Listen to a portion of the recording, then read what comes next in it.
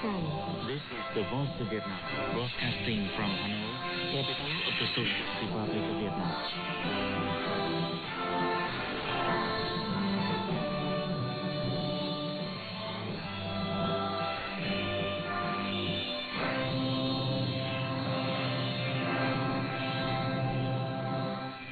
Welcome to the Voice of Vietnam. I'm Kim Si. In today's program, in the Sunday show, we'll tell you about an American collector who is passionate about Vietnam's ethnic cultures. The weekend music session will feature a collection of songs in the full album We All Want One Thing by the band Cá Hồi Hoang or White Salmon. Now the program in detail.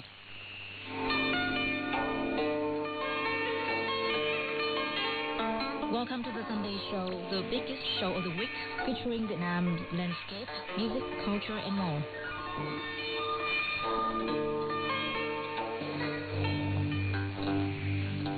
There are various ways to approach a culture, observing how people react to their surrounding environments, and its physical object is one way to learn about the culture of a community. Vietnam is a culturally diverse country that is home to 54 ethnic groups, making it a magnet for many foreigners, including Mark Rappaport, an American antique researcher and collector.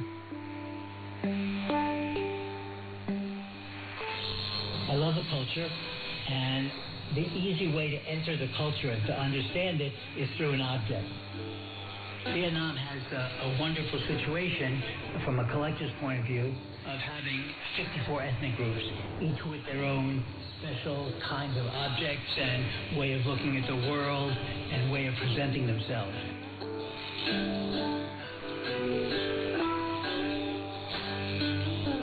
Rather than being just beautiful objects to look at, each antique holds a historical or a cultural story behind it. Collecting antiques can be a great way to learn about history and culture. During his 20 years living in Vietnam, Mark Rappaport has cultivated a love for Vietnamese ethnic cultures. He has amassed a huge collection of more than 10,000 items of the ethnic minorities in the northern and the central highlands of Vietnam. He has a lot to share with us on today's show.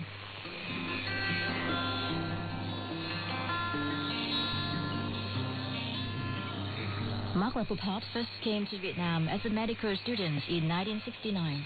He worked as a medical volunteer in hospitals across Da Nang City and in villages inhabited by ethnic people in the central province of Quang Ngai. During a trip to a village in Quang Ngai, he set his eyes on a basket for holding cooked rice used by a local ethnic woman, and so she presented it to him.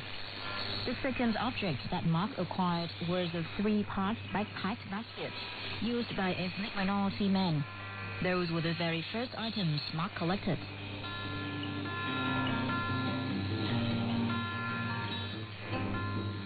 After that visit in Vietnam as a medical volunteer, Mark returned to New York to work as a pediatrician, having lived in Manhattan for dozens of years. Mark and his wife, Jane Hughes, wanted a change of pace. They decided to travel around the world to break away from their daily routine. So far, they have visited more than 70 countries worldwide. They arrived in Hanoi in 2001 when Mark's wife had a work project there, and they decided to settle down. I'm a doctor. My wife is not a doctor, but she runs health programs, and she had health programs all over the world. So when we went to check on her programs, I and sometimes our 2 children would go as well. And we would learn a little bit about the culture and do a little sightseeing when she finished her work. And some places you like and some places you love. And we all got to love Hanoi.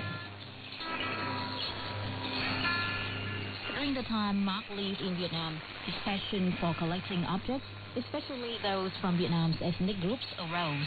Of all the things I've collected over my life, material culture, that is the objects that people use every day, are the things that I'm attracted to most. They give you an insight into the people who made them and used them. It's opening a door to the culture in a way that you can't duplicate any other way. After obtaining initial objects in Quang Ngai, he continued his journey to do research and collect more. When his collection became bigger and bigger and went up to more than 10,000 objects, Mark teamed up with his business partner Nguyễn Thị Nhung who is also an antique enthusiast, to open the Core Traditions Gallery in downtown Hanoi to showcase his ultimate collection to the public.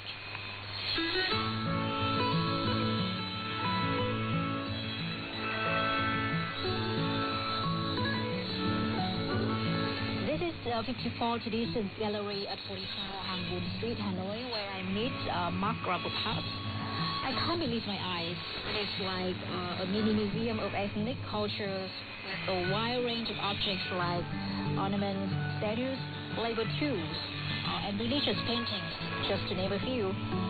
Now let's join me to explore further. Can you show us around? So the first room will gives the visitor a feeling of what we have and what it looks like. So we have things from the northern mountains, things from the Central Highlands region, very few from the south. Also, we have things from the ancient cultures of Vietnam, the King people and the people who came before them. The first thing that attracts my attention is a display of small, thin and sharpened stones and pieces of metal. I'm sure Mark will have a lot to tell us about those stones. But Dong Sun was the first big culture here, and we have some things from them. These are the Dong Sun things here. These are blades for an arrow or for a tool, and the farmers find these when they plow. Yeah, these are the points of the tool, and they would all have a stick, either straight or at an angle. And many of them have these holes. You would put the wood handle inside the blade, but it could flip out, so then you drive a nail through. And that's why so many of them have those little holes in them to tie them on. Surrounding the room, there are line-side wooden statues depicting people standing or sitting with their elbows against their knees. And Mark, could you tell us more about the statues?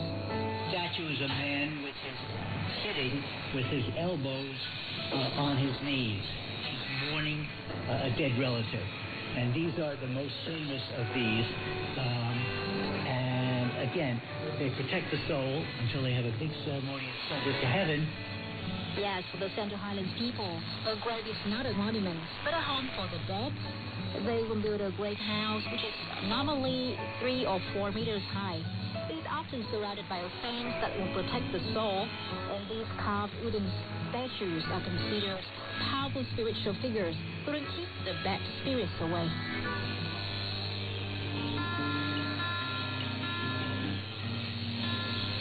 A room at the gallery is dedicated to shamanism, which is a crucial part of the traditions and the spiritual life of many ethnic minority groups in Vietnam.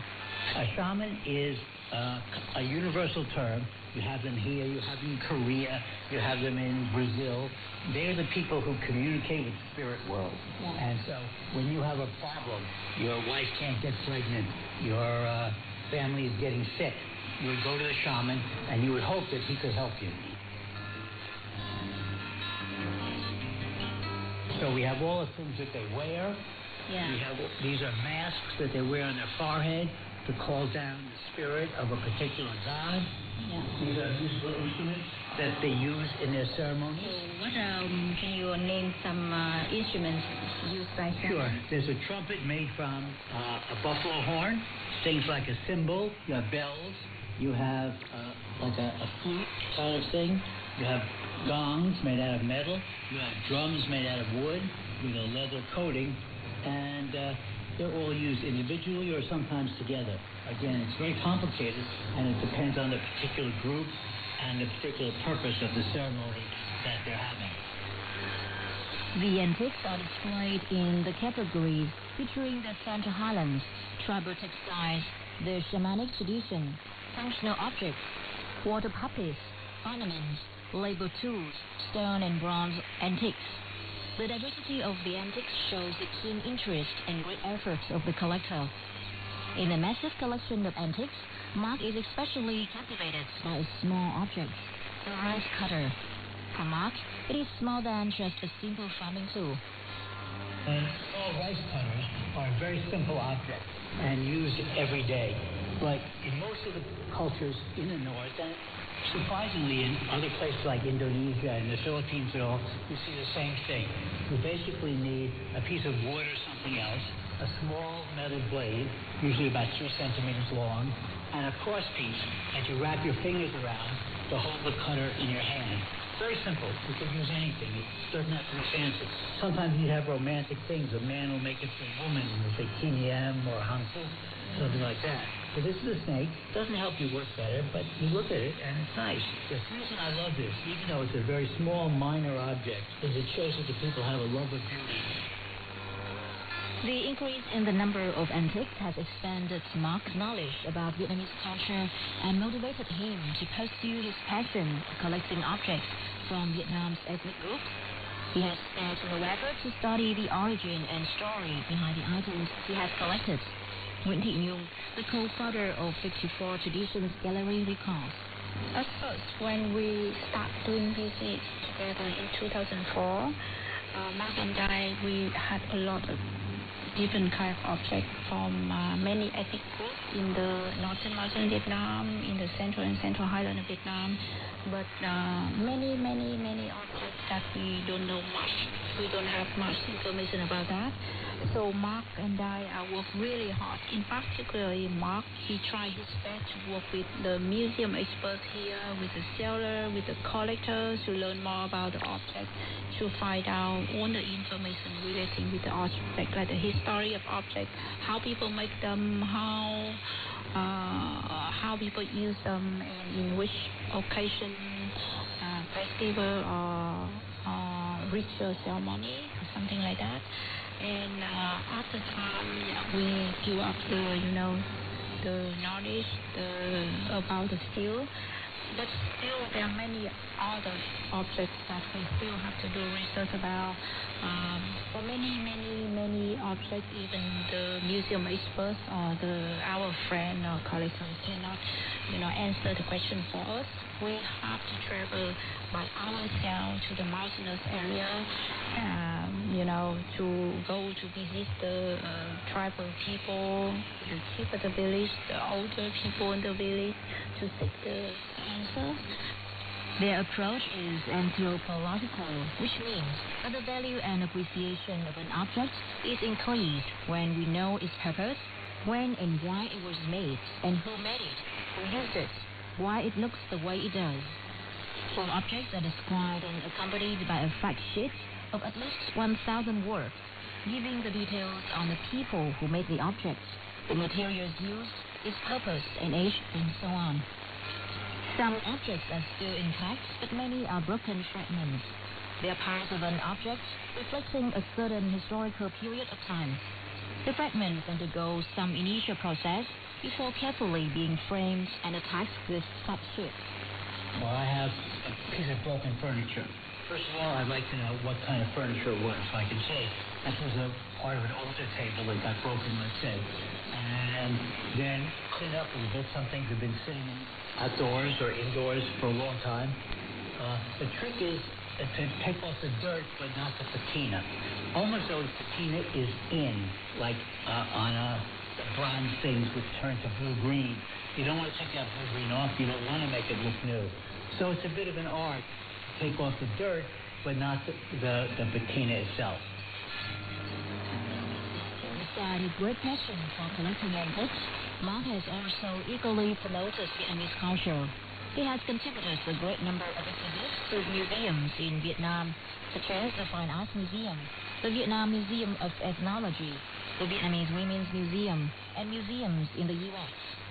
Thanks to his collection, many Americans who previously knew very little about Vietnam now comprehend more about the country and its culture.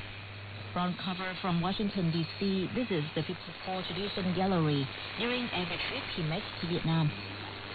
It's funny because many people in the United States think of Vietnam as a backward country. There's nothing backward about the culture of Vietnam, going back thousands of years. And coming to this gallery, you can see the culture, the breadth of it, the evolution of it, and even back thousands of years ago, the artwork, the design, just incredible.